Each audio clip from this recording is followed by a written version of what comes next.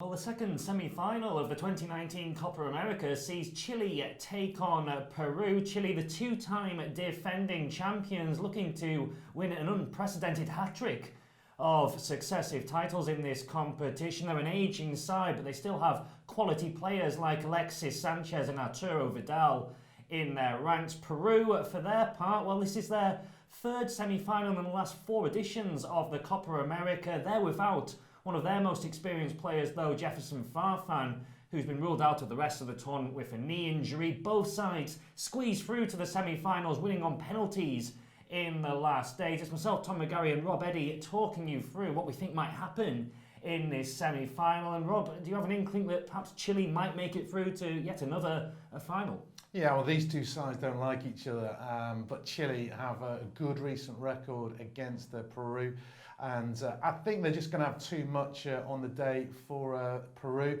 Yes, but neither side has particularly excelled. Certainly Peru, they've only scored in one game.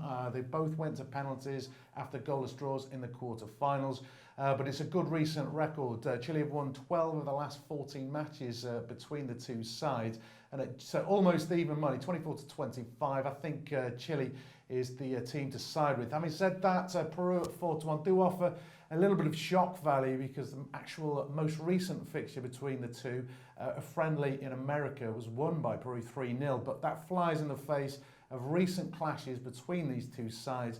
And Peru, they haven't scored in 3 games. I just can't see Chile not winning this one. I think it's a decent price. You mentioned the lack of goals, particularly for Peru of late. Both sides, of course, in the quarterfinals, it finished goalless, as we mentioned, went all the way to penalties. But are you seeing perhaps that trend being booked in this semi-final? Definitely. Between these two sides, there's been goals aplenty. And yes, Chile have the winning record, but there's been over 2.5 goals in at least 8 of the last 9 fixtures, and none of those in the last 5. Of course, Peru won last time out, but that was 3-0, so it's still over 2.5 goals.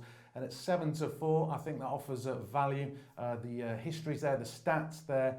And if you want a little bit of extra money, Chile win over 2.5 goals is a little bit of extra money, round about 14-5. You might get 3-1.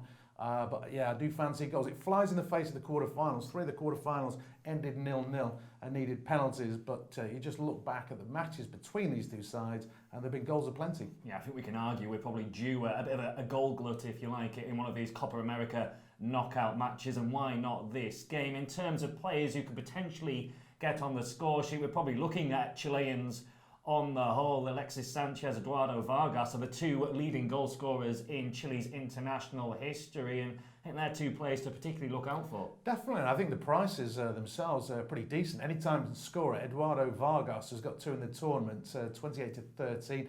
Alexis Sanchez, he's already got 2 in this tournament. He's got recent against Peru as well, and he certainly offers value at 5-2. Arturo Vidal might be one to side with.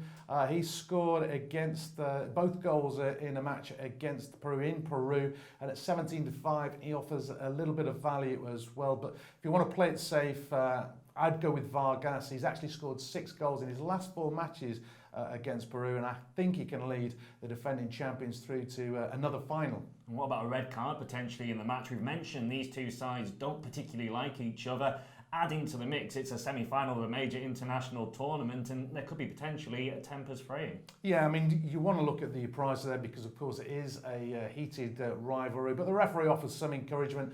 Wilmar Roldan, he's already given 1 red card, 10 yellow cards in 2 matches in this tournament.